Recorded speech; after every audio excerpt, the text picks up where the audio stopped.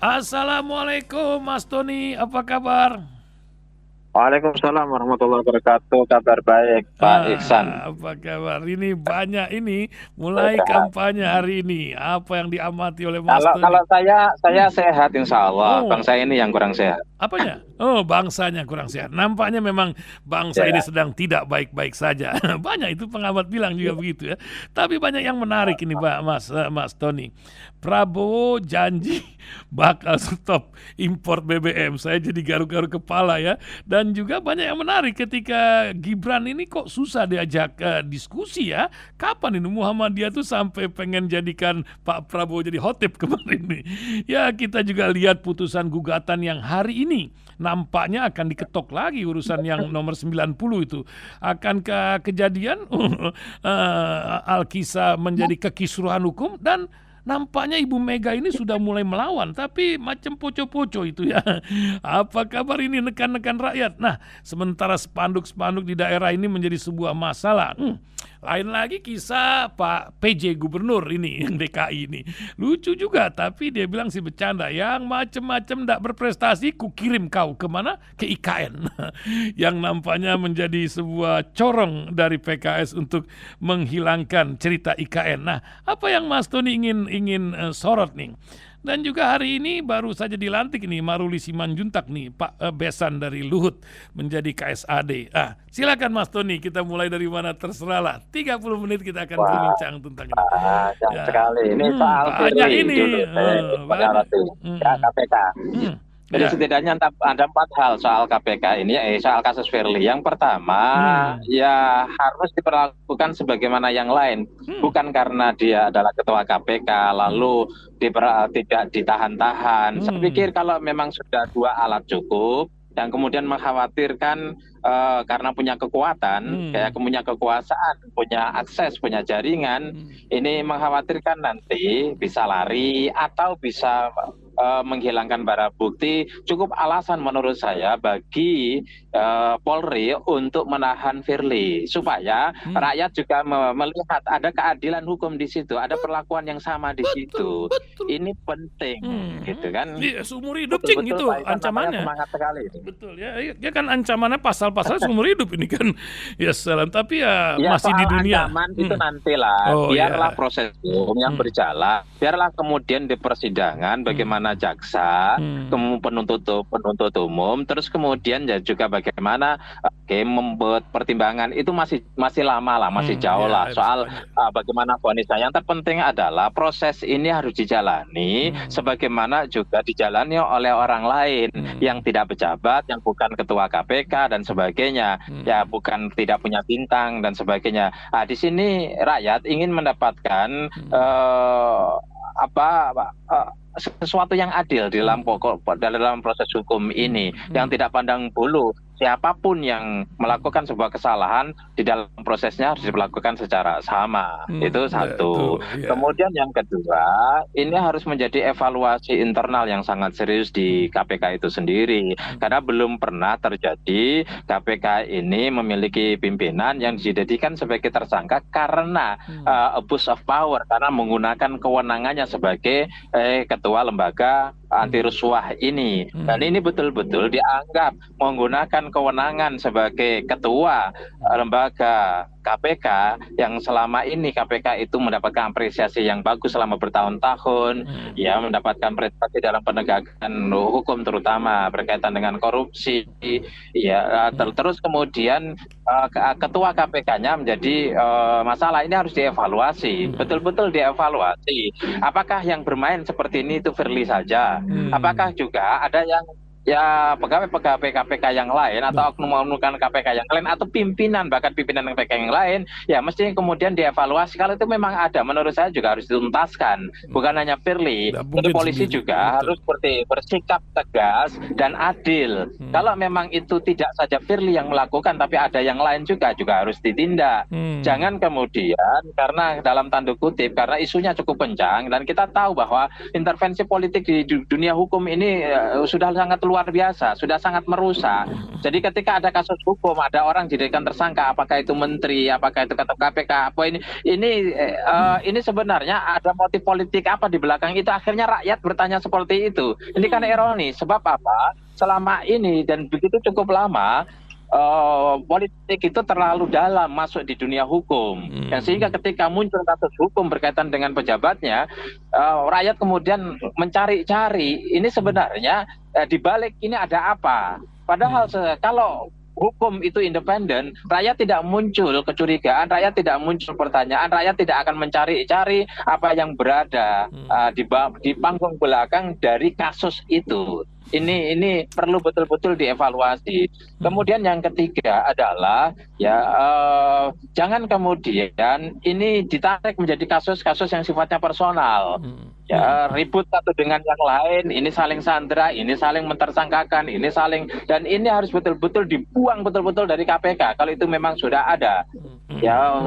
Dan itu nggak boleh terjadi. Ini akan menjadi semakin rusak negara ini, apalagi kalau kemudian di dalam hukum kan ada namanya jurisprudensi. Kalau jurisprudensi itu terjadi dan itu latar belakangnya karena intervensi kekuatan-kekuatan tertentu atau intervensi berbasis kepada negosiasi dan transaksi, rusaklah hukum kita. Kalau kita kemudian mau berdiri di atas fondasi apa kalau hukumnya rusak, kalau hukumnya diintervensi, kalau hukumnya tidak independen. Oleh karena itu inilah saatnya yang tepat gitu loh, membersihkan KPK dari segala unsur negosiasi, transaksi, atau saling intimidasi. Ini tidak diperbolehkan.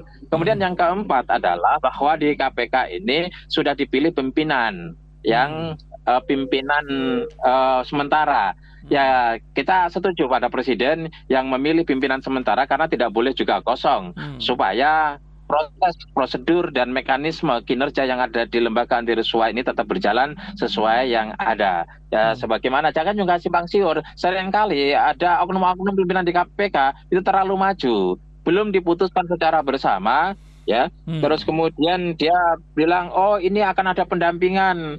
Yang satu bilang ini akan kita dampingi dengan pengacara, yang satu lagi kita lihat dulu apa perlu pendampingan atau tidak, yang lain kita evaluasi. Kan ngaco, masa pimpinan KPK yang jumlahnya 5 ada simpang siur pendapat seperti itu ke publik. Jangan kemudian cari panggung lah, diputuskan dulu di internal menjadi sebuah keputusan kelembagaan, lalu kemudian disampaikan ke publik sehingga publik itu ini betul-betul dari juru bicaranya, ini betul-betul confirm mewakili KPK, ini betul-betul mewakili seluruh pimpinan KPK. Jangan yang A bilang yang satu bilang A, yang satu lagi bilang B, yang satu lagi bilang C, dan ini kita perlu evaluasi. Semua pejabat kita seringkali simpang siur, bukan ranah tugasnya dia bicara dan sebagainya. Jadi pimpinan KPK yang sementara betul, tapi sementaranya betul-betul sementara, jangan kelamaan. Menurut saya karena proses hukum ini akan lama, jangan menunggu proses vonisnya, itu bisa nanti 2 tahun. Masa sementara kok 2 tahun gitu loh, kayak PJ kepala daerah aja gitu kan, masa PJ 2 tahun gitu kan, mau diperpanjang lagi gitu. Makanya negara ini jangan lucu-lucu amat lah, amat aja nggak lucu gitu kan. Maksud saya adalah bahwa ini kita berharap Pak Presiden sudah tepat apa yang diputuskan oleh Pak Presiden, tapi kita berharap dan mendesak kepada Pak Presiden sudah diproses sekarang siapa yang mau ditunjuk oleh Pak Presiden untuk menjadi ketua KPK pengganti Firly, serahkanlah ke DPR bila berproses DPR supaya ada pimpinan KPK yang definitif segera gitu kan, segera. Itu 4 hal menurut saya perlu menjadi perhatian di KPK. Kemudian yang kedua bicara tentang Mas Gibran, ini sebenarnya saat yang tepat bagi Mas Gibran untuk belajar berdebat, belajar merespon pertanyaan, belajar untuk berkomunikasi langsung kepada orang-orang yang dunia akademik, orang-orang yang aktivis, mereka yang memiliki kompetensi yang baik, kemudian dengan media, dengan lawan politik sekalipun. Inilah saatnya untuk belajar di situ, menempa diri. Saya pikir kalau kita belajar kepada orang-orang yang cerdas, belajar kepada orang-orang yang pintar, kita pun akan ikut cerdas dan ikut pintar. Kalau kemudian itu lari dalam beberapa hal, bukan hanya Mas Gibran aja, nampaknya memang ada kelemahan di paslon nomor 2 ini. Kelemahannya itu adalah di dalam debat.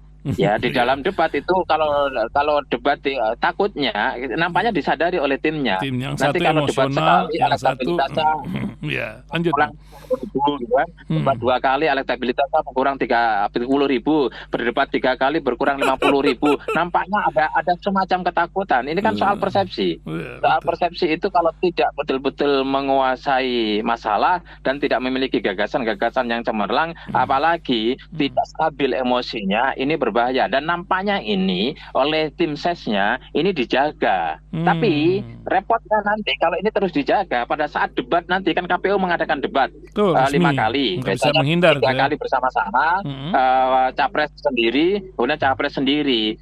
Ya, ini akan makin kacau. Masalahnya begini, Pak. Kita belajar dari Pilgub DKI, Ya. elektabilitas AHY itu tinggi. Kenapa tinggi? Karena preferensi sosiologisnya dan preferensi psikologisnya. Tapi ini rapuh.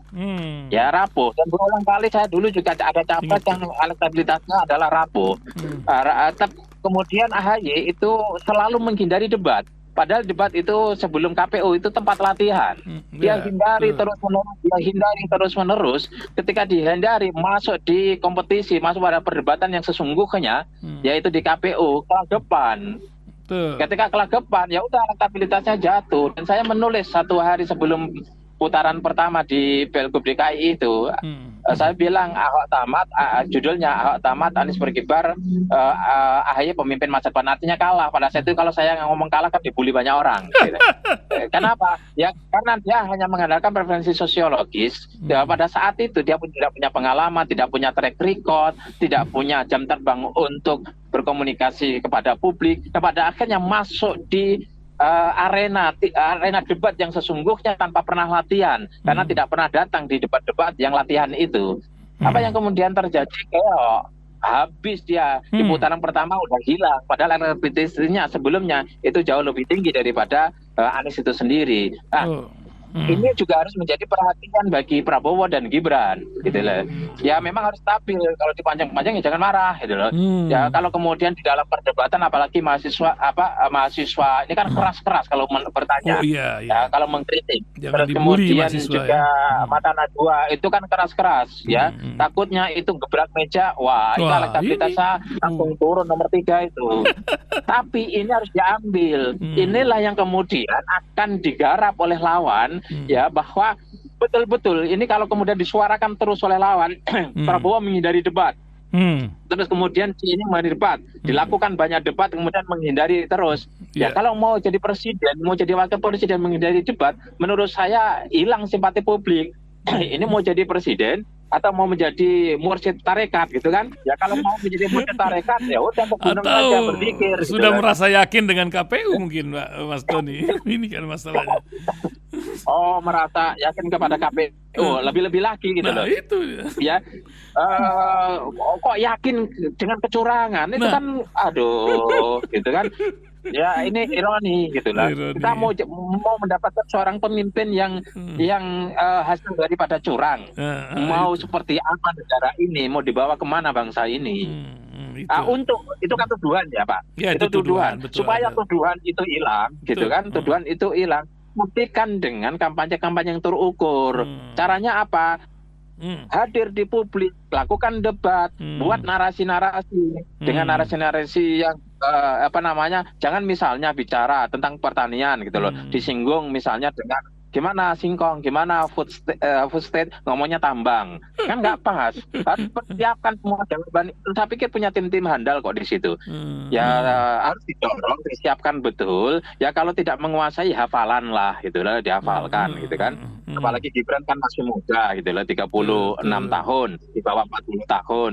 Saya pikir otaknya masih encer lah, untuk memorinya masih sangat kuat untuk menghafal ya apa yang dipesankan oleh tim ses itu. Justru dengan pendapat-pendapat itu menjadi latihan bagi Gibran, menjadi latihan bagi Pak Jokowi sebelum nanti masuk ke arena yang sesungguhnya, yaitu debat yang diadakan oleh KPU. Disitulah arena pembantaian elektabilitas ya, bukan pembantaian Betul. orang, pembantaian elektabilitas pada saat itu. Begitu Pak Nah, Ihsan, soal PJDKI. PJDKI ini Ini nggak dulu macam soal yang apa namanya impor, nggak beres dikirim ke impor sana. gas. Sama Ini impor, impor juga stop impor BBM, pakai minyak kelapa impor. jadi pakai. Sekarang BBM sekarang kita kan masih mengandalkan kita paling 700 apa per hari gitu kan, Ya. 700.000 barel gitu kan. Terus kemudian 700.000 kebutuhannya di atas 1 juta. Terus dari mana? Satu, apakah kita punya kemudian menemukan ladang baru, gitu kan? Itu dia. Terus kemudian atau kemudian kita memiliki pengganti daripada BBM. Harus dijelaskan secara detail. Jangan berhenti impor BBM. Tuh, dulu kan ya ini yang kemudian juga Pak Jokowi pernah dikritisi akan memotong itu, tidak menjual bahan mentah kemudian masuk bahan matang, akan ngolah sendiri dan memotong itu. Nyatanya tidak berhasil juga kan melawan mafia itu. Jadi gini loh, kalau kampanye itu mesti terukur gitu kan. Kira-kira satu bisa dijalankan apa enggak? Ini loh, ini bisa dijalankan alasannya A, B, C, D, lalu dilempar kepada masyarakat, ajak debat masyarakat. Bagaimana respon mereka, bagaimana data-data yang masyarakat atau rakyat punya, bagaimana kemudian feedback yang kemudian dilemparkan oleh rakyat. Jangan kemudian lempar lari. Kalau begitu saya juga bisa, gitu loh. Nggak usah capres, gitu loh. Ya makanya itu sudah bagus menurut saya. Ini gagasan baru, ya, gagasan baru yang kemudian direspon sebegitu masif oleh masyarakat, bahwa tidak perlu impor BBM. Saatnya lah sekarang, menurut saya Pak Prabowo memberikan penjelasan. Iya, begini.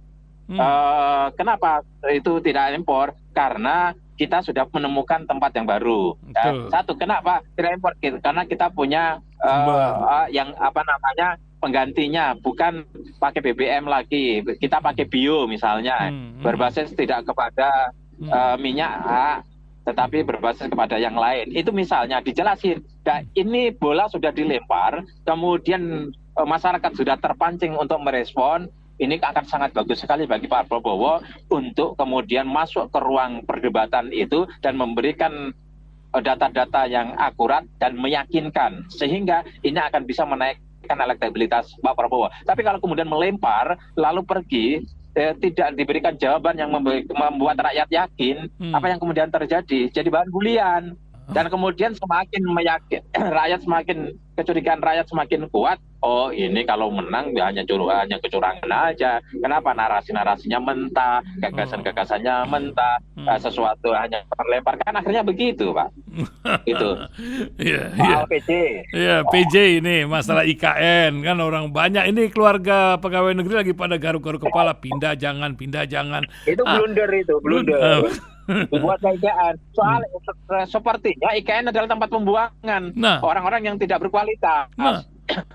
Begitu. Ya, Pak Jokowi masih tersinggung itu. Anda mau buang orang-orang Anda. Kalau di DKI kan gini, kalau bermasalah dibuang ke bukan ya, ditugaskan lah. Kalau dibuang kok kayaknya nggak enak bahasanya. Ditugaskan akan dipindahkan. Iya, begitu kalimatnya. Tapi jangan menggunakan istilahnya Pak Mahfud MD kerempang, dikosongkan kan nggak enak kan? Ya, apa namanya, dipindahkan ke Pulau Seribu. Itu biasanya mereka-mereka yang oleh gubernur dianggap bermasalah, atau PJ dianggap bermasalah, atau memang tidak loyal dan sebagainya lah. Ini mereka yang dianggap tidak loyal, yang dianggap bermasalah, kemudian dibuang ke IKN. Berarti IKN adalah tempat untuk menampung orang-orang bermasalah. Pak Jokowi yang mesti tersinggung ini. Pasti. Tersinggung. Ini orang yang dipercaya sama Pak Jokowi dulu berada di sekretariat negara, kok sekarang jadi dalam tanda kutip kayak menusuk gitu kan. Saya pikir ini nggak sengaja, ya spontanitas, marah mau dibuang ke tempat jauh, biasanya kayak gitu. Ya orang-orang, menurut saya orang-orang Kalimantan juga tersinggung. Kalau dulu pernah ada Edi Mulyadi ngomong ke sana, itu kan marah orang Kalimantan, Kalimantan. Di demo. Apa yang diungkapkan oleh PJ kan artinya apa? Lebih elegan, apalagi Pak PJ ini mau nyalon gubernur ya. Ya harus lebih terukur. Ya lebih terukur. Mestinya minta maaf lah dengan narasi. Menurut saya narasi ini tidak tepat dan blunder secara politik. Pak PJ gubernur, Pak Heru gitu loh. belum ada protes, saran saya semoga beliau mendengarkan ada yang menyampaikan kepada beliau minta maaf kepada rakyat bahwa bukan maksudnya untuk itu, sebelum diprotes, sebelum dibully, sebelum jadi masalah. Karena ini kata-kata betul-betul blunder, seolah-olah memang IKN adalah tempat bagi pegawai yang tidak berkualitas, bagi pegawai yang bermasalah. Kan kesannya seperti itu jadinya, gitu loh. Betul. Itu Pak Isan. Oh ya, luar biasa. Nah, terakhir Mas Tony, karena negeri ini sedang tidak baik-baik saja, apa pesan Mas Tony Rosid? Ini kan bergulir nih, 70-an hari lagi kita berkampanye di tengah tidak baik-baik saja. Hang Heng Kita Hong, ingin mendapatkan seorang pemimpin negara ya yang betul-betul ya dipilih oleh atas kehendak rakyat. Siapa? Ialah orang yang melalui sebuah proses pemilu yang jujur dan adil, yang fair. Oleh karena itu tidak boleh siapapun untuk melakukan intervensi. Apalagi kemarin ada Tirta kemudian dibantah. Tetapi ketika kita tanya ke sana kemari, kok ada yang mengatakan atau banyak mengatakan kok gitu kan, itu kok kayaknya benar gitu loh, kira-kira gitu loh. Ya itu kan detail bahwa ada semacam instruksi, ada semacam intervensi, ada semacam menggunakan di awal itu melakukan kecurangan yang sistemik. Ini kan ya menurut saya rakyat harus bersatu, menghalau ini semua, melawan ini semua. Tidak boleh ya ada orang yang memimpin karena menang karena kecurangan. Kita harus kawal betul-betul pemilu ini sesuai dengan ekspektasi dan hati nurani rakyat. Ya mereka yang kemudian melakukan kecurangan, rakyat harus bereaksi ya secara bersama-sama. Mereka yang menggunakan politik uang misalnya, kan ada itu ya tim-tim capres yang kau di sana dikasih berapa? Kalau aku kasih di sini ini, kalau aku kasih mobil Pajero Sport gimana? Kalau aku kasih Alphard. Makanya sekarang kalau ada ustadz, ada kiai, ada agamawan, ya pakai mobil baru, ya mobil baru, apakah itu Pajero Sport atau kemudian Alphard, gitu loh. Ya tidak semua, tapi juga perlu dilihat itu mobil dari mana itu. Semoga mobil betul-betul dari uang sendiri, gitu loh. Ya, betul-betul beli sendiri. Karena apa? Ini vulgar. Ini vulgar. Dan saya mendapatkan telepon, mendapatkan mereka yang curhat ke saya itu cukup banyak. Para agamawan ini ditawari seperti itu. Ya. Masya Allah. Jadi kita mainkan ini nanti akan menang. Karena apa? Kecurangan sudah disiapin semuanya. Jadi kita mainkan Pak Kiai, kita mainkan Pak Ustadz, kita mainkan ini bagaimana biar kita juga dapat duit. Ini duit dari mana gitu loh. Jadi Pak Isan dan seluruh pendengar Rasil, gitu kan, ya kalian rakyat kalau mampu menolak pemberian mereka, tolaklah. Apalagi kalian tokoh, jadilah referensi bagi rakyat itu di dalam konteks pemilu. Juga bagi kalian yang terpaksa karena nggak punya beras, pengen dapat, itu kalau terpaksa harus ambillah duit. Kalau harus ambillah, tapi jangan pernah coblos karena itu sudah melakukan keculasan. Anda kalau mencoblos dia berarti Anda telah mendukung orang yang melakukan keculasan itu. Terus bagi mereka yang mendapatkan BLT itu hak kalian rakyat, orang miskin. Jadi ada orang di Indonesia itu 26 juta yang penghasilannya di bawah 19.000. Itu 9,5% di negara ini. Nah mereka kalau kemudian di BLT, mereka punya hak kok untuk mendapatkan BLT. Punya hak. Karena itu dana rakyat, dari pajak rakyat, ya, dari SDA, sumber daya alam negara yang dikelola oleh negara, yang memang untuk kemakmuran kesejahteraan rakyat. Jadi kalau kemudian ada yang mendapatkan itu bukan kebaikan pemerintah, bukan kebaikan bukan semacam kelas atau malaikatnya kepala daerah. Tidak, itu memang hak rakyat, ada undang-undangnya itu. Rakyat punya hak untuk menerima itu. Siapapun presidennya nanti juga akan melakukan seperti itu, bukan karena siapapun wali kotanya, bupatinya akan melakukan itu. Kapan gubernurnya akan melakukan itu, bukan karena sekarang itu lebih baik karena Ada memberikan bantuan. BLT itu baik. Tidak. Memberikan BLT itu karena tanggung jawab pemerintah kepada rakyat untuk tanggung jawab kewajiban undang-undang untuk memberikan kepada pemerintah, kepada rakyatnya. Itu bukan ukuran baik atau buruk. Ukuran baik atau buruk yang membedakan satu dengan yang lain. Kalau pertumbuhan ekonomi naik, itu Lain. kemiskinan turun, tenaga Gaji, kerja, pengangguran turun, lapangan kerja naik. Nah, itu baru seorang pemimpin yang kepala daerah, presiden, itu baru baik. Kalau BLT semua melakukan itu. Begitu. Oke, wah luar biasa. Seandainya ini Radio Rasil didengarkan oleh 100 juta penduduk Indonesia, Masya itu luar Allah. biasa. Wah, mudah-mudahan hilang nolnya tuh. 1 juta juga sudah alhamdulillah Mas Tony. Tapi luar biasa. Terima kasih Mas Tony.